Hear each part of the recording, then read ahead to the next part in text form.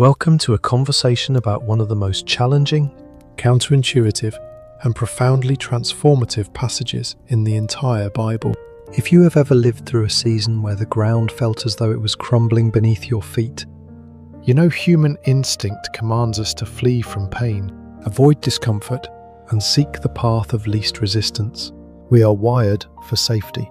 Yet, the opening chapter of the book of James shatters this earthly paradigm with a statement that feels almost unreasonable. In James 1 verses 2 and 3 we read, "Consider it pure joy, my brothers and sisters, whenever you face trials of many kinds, because you know that the testing of your faith produces perseverance." Let those words sit in the room with you. Consider it pure joy whenever you face trials. If you are entirely honest, your immediate internal reaction might be a quiet sense of offence.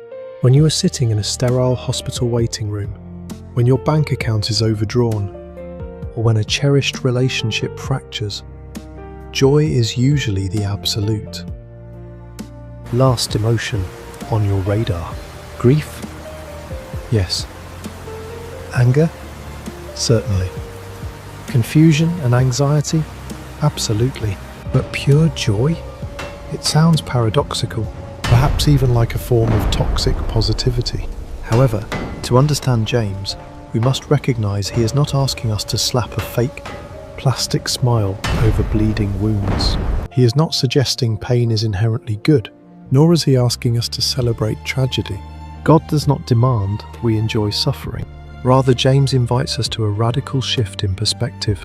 He is pulling back the curtain on the spiritual realm to show us the machinery of grace at work. Imagine a ship caught in a violent, terrifying hurricane. The towering waves and wind violently toss the vessel. The sailors on board do not rejoice because of the storm. They rejoice because they know their anchor holds. They rejoice because the structural integrity of their ship was forged in a dry dock, specifically to withstand this exact atmospheric pressure. James is telling us our joy is not found in the presence of the trial, but in the purpose of the trial. Joy is anchored in the absolute certainty of what the trial is producing within us.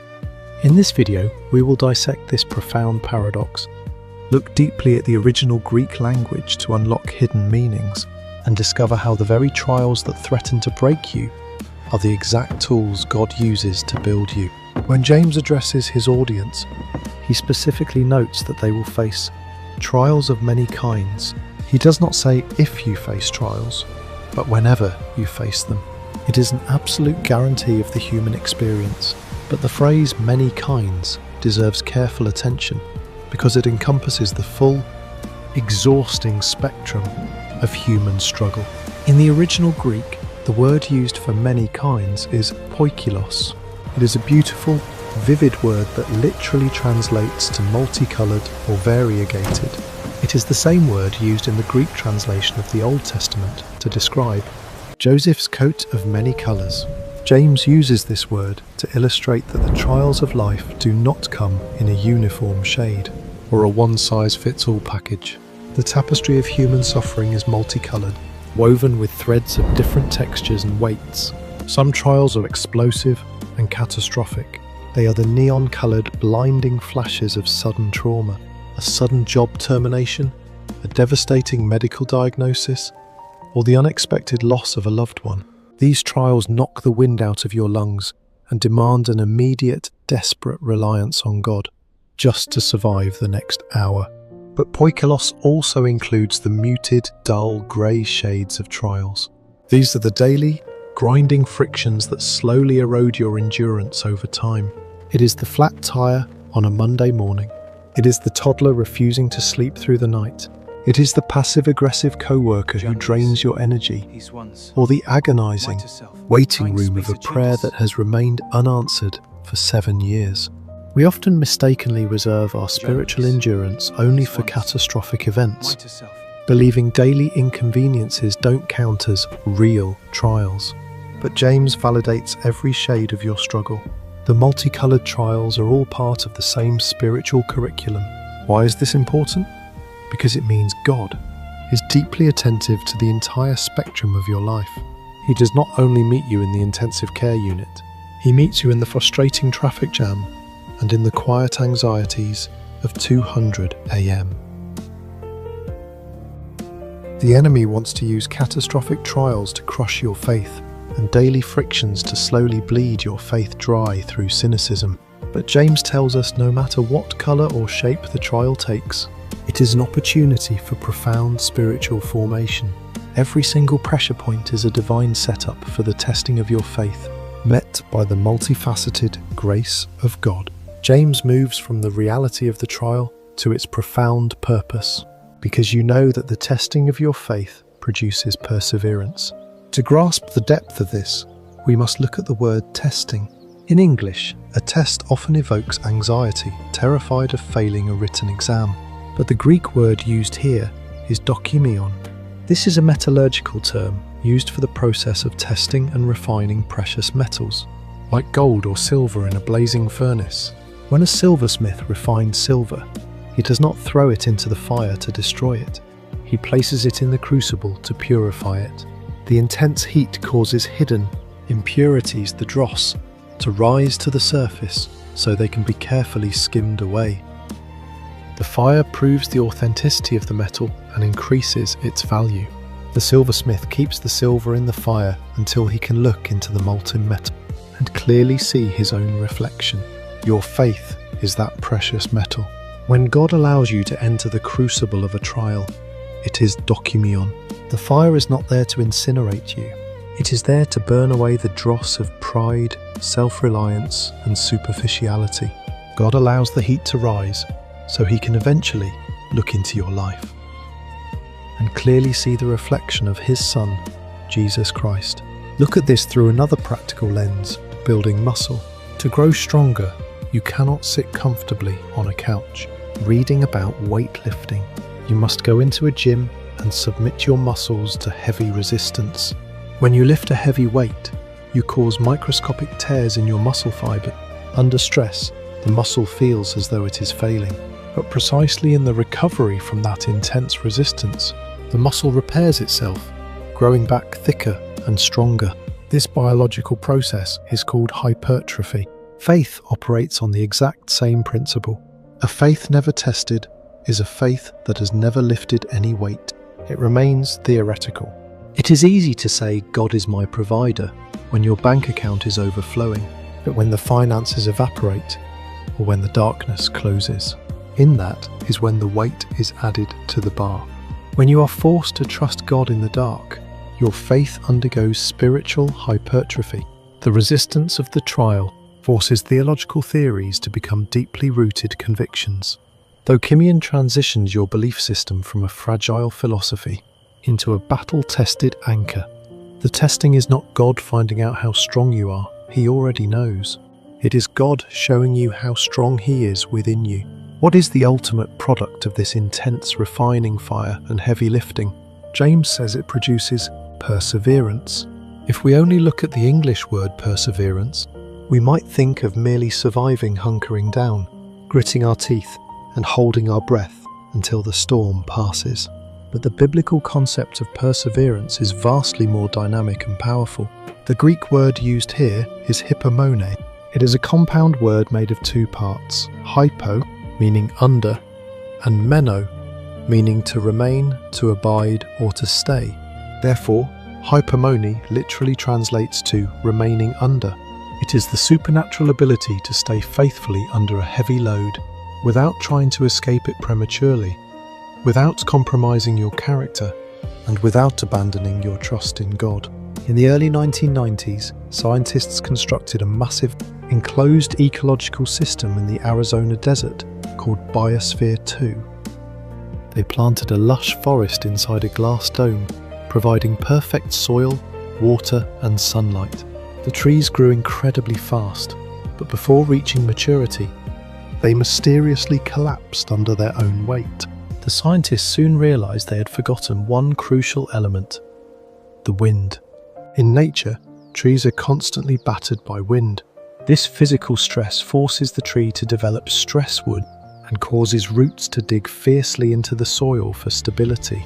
Because the trees in Biosphere 2 face no resistance, they grew tall, but had shallow roots and soft wood. The absence of struggle was the very thing that caused their downfall.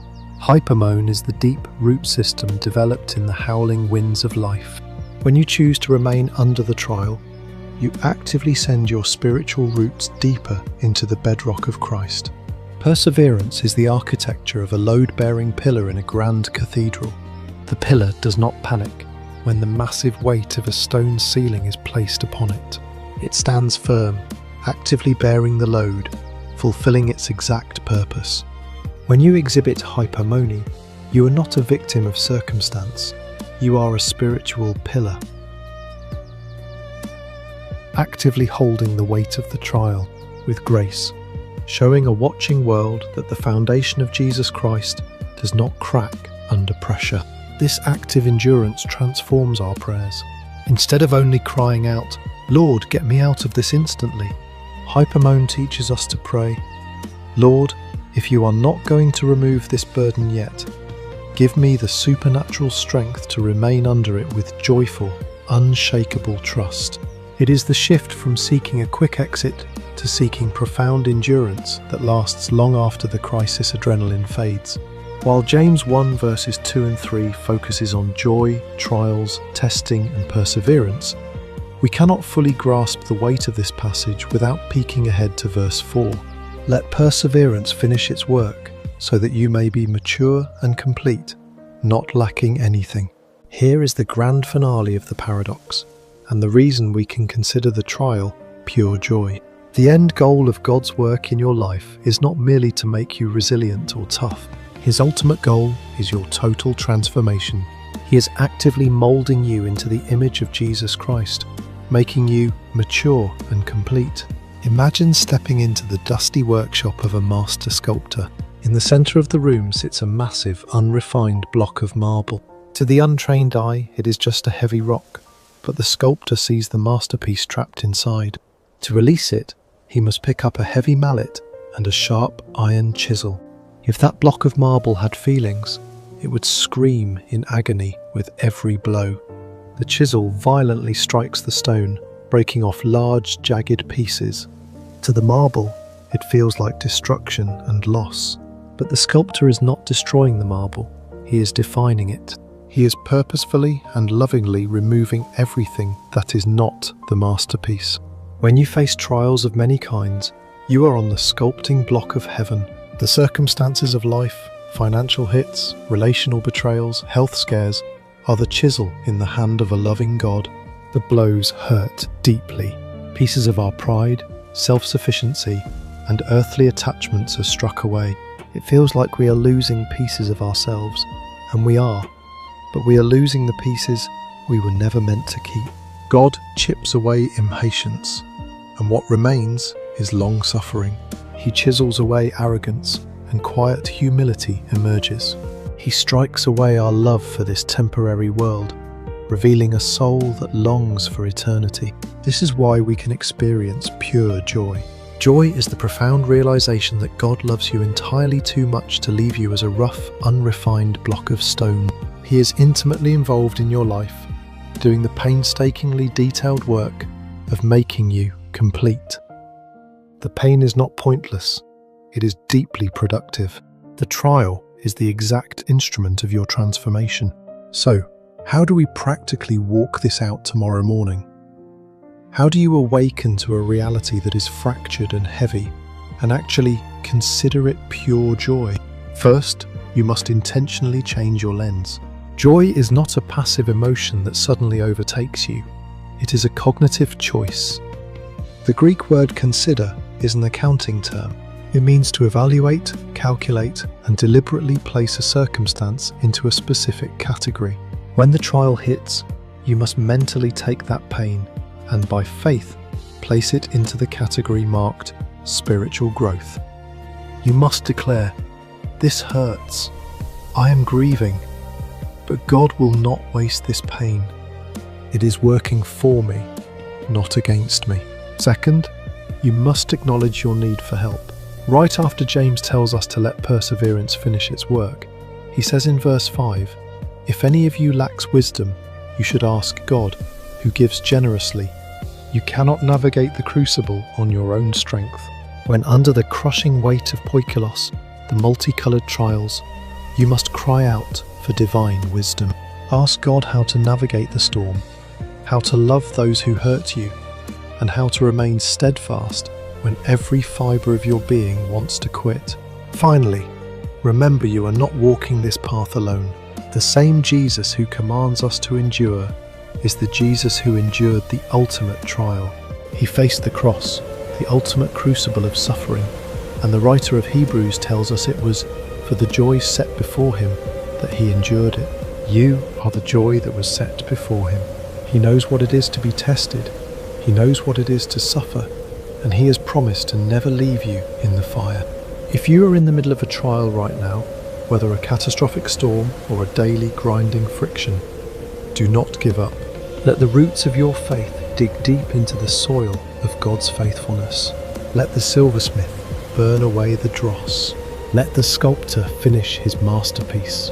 May God grant you the grace to stand firm, the supernatural strength to remain under the weight, and the eyes to see the unshakable joy awaiting on the other side of your endurance. Walk forward in faith. Let perseverance finish its work. God is building something beautiful in you that will last for all eternity.